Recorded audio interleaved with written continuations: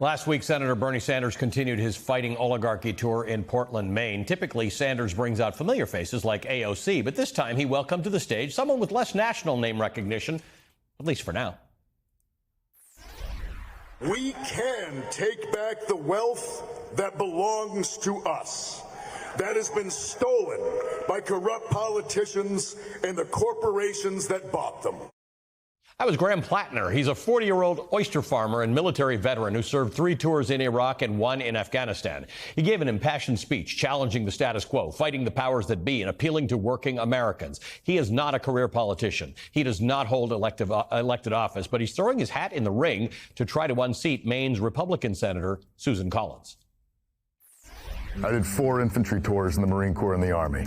I'm not afraid to name an enemy, and the enemy is the oligarchy. It's the billionaires who pay for it, and the politicians who sell us out. And yeah, that means politicians like Susan Collins. I'm not fooled by this fake charade of Collins' deliberations and moderation. The difference between Susan Collins and Ted Cruz is at least Ted Cruz is honest about selling us out and not giving a damn. Plattner's joining a crowded field of Democrats who are vying to challenge Susan Collins next year. And if Democrats want to take back the Senate in 2026, unseating Collins is critical. Collins is serving her 5th term in the Senate, managing to win back her seat time and again, despite the fact that no Republican presidential candidate has won the state of Maine since George H.W. Bush, who had a home in the state. Collins has a reputation as one of the few Republicans occasionally willing to go against Trump. Keyword, occasionally. Because the extent of her opposition usually takes the form of simply expressing her concerns, but falling short of taking any action. I'm joined now by Graham Plattner. Graham, welcome to the show. Thank you for being here.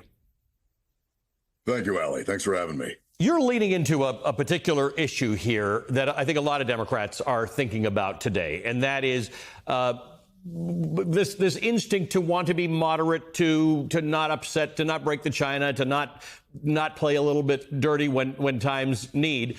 If you were running against Ted Cruz, it would be pretty obvious what you're trying to say. But you're targeting Susan Collins because you think that you're tired of this sort of I'm really a moderate who thinks about these things and comes to a conclusion, when in fact you don't think that's true. No, and look, I'll just be honest. The people of Maine don't think that's true anymore. I have Republican friends who are finished with her, primarily because they just see her as someone who is playing a game and trying to protect their political power without really trying to represent the constituency. And yeah, I think people can see it. I can see it. And that's one of the main reasons I've entered the race. So lots of people are in the race, and I think that's a good thing for democracy, that lots of people are energized and want to be. What's your best pitch? What's the thing that should tell Democrats or anyone who you want to vote for you in Maine why you're the obvious choice, particularly since you're a political novice, not an entire novice. You are on the Maine Planning Board, the Sullivan Maine Planning Board. But tell me why you. The number one reason is that I'm a working person in Maine who is living, until recently, a very, very normal life that is impacted by the outcomes of policy. And I can see that. I can see it in my community. I can see it in my own life. And I think that the absolute best way to represent the people of Maine is to have a Mainer who has been living down here in the real world to go up to Washington and represent their interests. I also think that Mainers recognize that. Mainers across the electorate understand that they are living in a political system that in many ways on both sides has stopped representing them. And people can tell when you're authentic. People can tell when you're living, frankly, a normal life, which I think is why the response to this campaign has been what it is. I don't see that. I don't see that coming out of the establishment candidates, and it's the reason I've gotten in the race. I just think that we need to send regular working people up to Washington to represent regular working people, which we have not really had in quite some time. You're addressing something that a lot of Democrats are thinking about today, whether the party should be moderate or progressive. You've got some interesting credentials. You're out there with Bernie Sanders, a Democratic socialist. You said in a speech on September 1st, we do not live in a system that is broken. We live in a system that is functioning exactly as intended, which sounds like sort of some anti-establishment talk. At the same time, you're a military veteran. You made it clear you don't think of yourself necessarily as a liberal. Talk to me about how you bridge this, or do you care to bridge it? You're just putting yourself out there as who you are, and you're saying, if you want to vote for me, vote for me. I mean, it's the second one. I certainly don't think that my politics falls into any kind of specified bucket, certainly not the way that we talk about it right now in the national narrative. But honestly, that's how I feel about most people I know. I mean, the vast majority of working Mainers that I interact with have very different opinions on very different topics that are not reflective of these kind of larger predetermined political homes. And I feel like I very much fall into that. I'll just be upfront, I find it highly amusing that, like, having a problem with hospitals closing in Maine and trying to figure out how to use the vast wealth of this nation to keep that happening. The fact that somebody thinks that that's some kind of like lefty progressive ideal seems absurd to me. That mostly seems like I'm just trying to give a damn about my community. So it's the conversation around what my politics are has been, to me, primarily just amusing. But I figure I'll just continue putting out what we're putting out. I mean, it's what I believe. It's the change I think we need.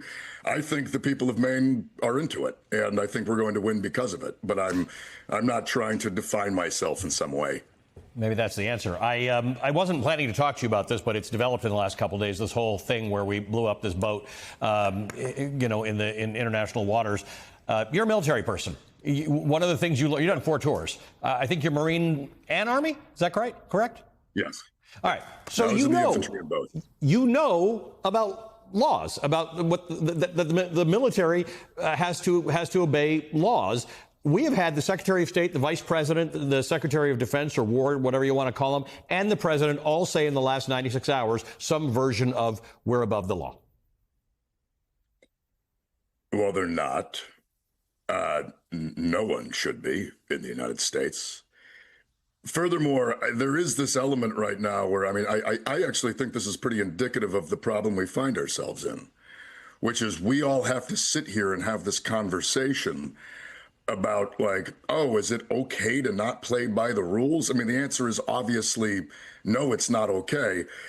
And also the answer is, if they're not playing by the rules, we need to be figuring out ways to build and utilize power that aren't merely beholden to the rule book, because clearly that's not going to work. I mean, the lawlessness, the authoritarianism coming out of this administration at this point, I think it almost doesn't even deserve discussion. It's so clear and obvious. What we need to be doing is figuring out what the hell we're going to do about it.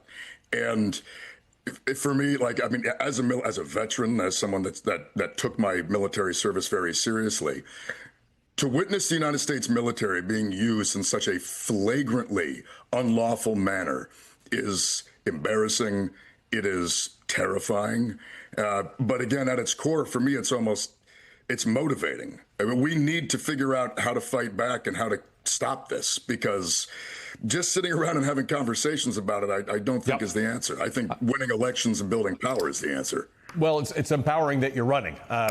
We'll keep checking in with you to see how it's going, but the fact that you're in the race means that people are motivated. I thank you for being here. Graham Plattner is the Democratic candidate for U.S. Senate in Maine.